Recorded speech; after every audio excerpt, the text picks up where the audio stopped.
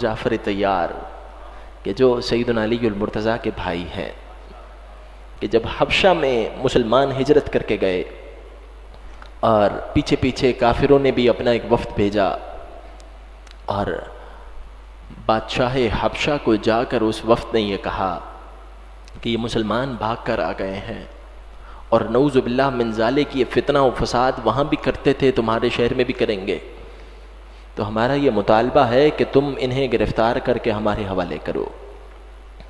تو نجاشی بادشاہ جو تھا اس نے یہ کہا کہ مناسب ہے کہ پہلے میں ان سے بھی بات کر لوں۔ کہا کہ بادشاہ کا پیغام آیا صحابہ اکرام علیہم رضوان کو کہ بادشاہ آپ کو اپنے دربار میں بلا رہا ہے۔ کہا کہ ابھی مکہ مکرمہ چھوڑ کر آئے تھے اور مکہ مکرمہ سے میلوں کا فاصلہ اس لیے کیا تھا کہ آزادی کے ساتھ ایمان و سلامتی والی زندگی گزار سکیں، لیکن یہاں بھی پہنچے ہیں اور بادشاہ کا بلاوا آ گیا اور اب پتہ یہ چلا ہے کہ کفار شکایت کرنے کے لیے آئے ہیں۔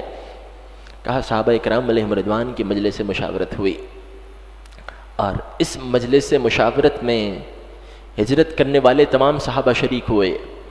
اس میں امیر المومنین سیدنا عثمان غنی رضی اللہ تعالیٰ عنہ بھی تھے۔ کہا مجلس مشاورت ہوئی، کسی نے پوچھا کہ اب ہم بادشاہ کے دربار میں جا کر کیا کہیں گے؟ کہا کہ سیدنا جعفر طیار رضی اللہ تعالیٰ عنہ کہنے لگے اگر اجازت ہو تو میں بات کروں مشاورت میں۔ کہا جی آپ بات کریں۔ کہا بادشاہ کے دربار میں ہم جا کر کیا کہیں گے؟ واللہ نقول ما علمنا به الحق۔ کہا جس بات کو ہم حق سمجھتے ہیں وہی جا کر کہیں گے، اور کیا کہیں گے؟ اور پھر آخری کلام جو کیا، اس آخری کلام کو اگر رہتی دنیا تک قیامت تک آنے والے مسلمان اپنے پلے باندھ لیں محترم اور پیارے بھائیوں، تو پھر کوئی لاکھ کوشش کر لے مسلمانوں کی عز و وقار میں کمی نہیں لا سکتا۔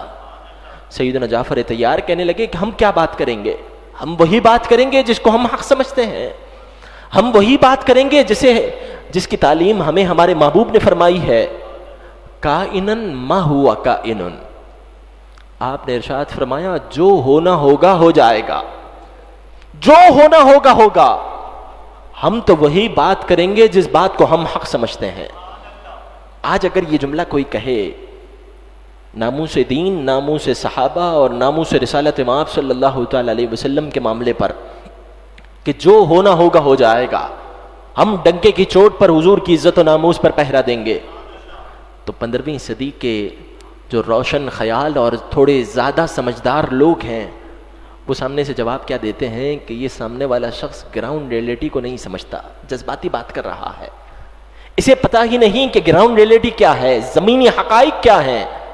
سیدنا جعفر طیار رضی اللہ تعالیٰ عنہ نجاشی بادشاہ کے دربار سے جب بلاوا آ رہا ہے، اجلہ اصحاب کی موجودگی میں آپ یہ کہتے ہیں کائنن ما ہوا کائنن، جو ہونا ہوگا ہو جائے گا، ہم وہی بات کریں گے جس کو ہم حق سمجھتے ہیں۔ یہ جملہ دہرائیے، کائنن ما ہوا کائنن، پڑھیے کائنن ما ہوا کائنن، اور اس قول کے قائل ہیں سیدنا جعفر طیار رضی اللہ تعالیٰ عنہ جو سیدنا علی المرتضیٰ کے بھائی ہیں۔ اب نتیجہ کیا نکلا؟ کہنے والے سیدنا جعفر طیار مجلس مشاورت ہے جس میں آپ سے بڑے درجے کے صحابہ بھی موجود ہیں۔ کہا کہ جب آپ نے یہ بات کہی تو پھر سارے صحابہ نے آپ کو کیا جواب دیا؟ یہ نہیں کہا کہ ٹھیک ہے آپ نوجوان ہیں، آپ کے اپنے جذبات ہیں، لیکن وہاں ذرا تحمل کے ساتھ حکمت عملی کے ساتھ بات کرنی پڑے گی، اس موضوع پر اجلہ صاحب رائے دیں۔ کہا کہ جب آپ نے یہ بات کہی تو سارے صحابہ نے متفقہ جواب آپ کو یہ دیا کہ ہماری بادشاہ کے دربار میں نمائندگی آپ کریں گے، بادشاہ کے دربار میں آپ بات کریں گے۔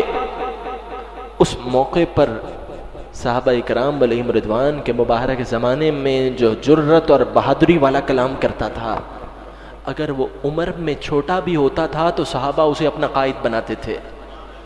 کہا کہ آپ بادشاہ کے دربار میں ہمارے بات کریں گے۔ اب ہمارے یہاں کیا ہے، نعوذ باللہ من ذالک، عجیب و غریب کلام، عجیب و غریب باتیں، عمر کی باتیں، عمریں ساری کی ساری ایک طرف، نوجوان بھی ہو اور بات ببانگے دہل کرے، کسی کو خاطر میں نہ لائے، تو پھر اہل سنت کی قیادت کا حقدار پھر وہی نوجوان ہے۔ آج سیدنا جعفر طیار رضی اللہ تعالیٰ عنہ کے اس طرز عمل کو اپنانے کی ضرورت ہے۔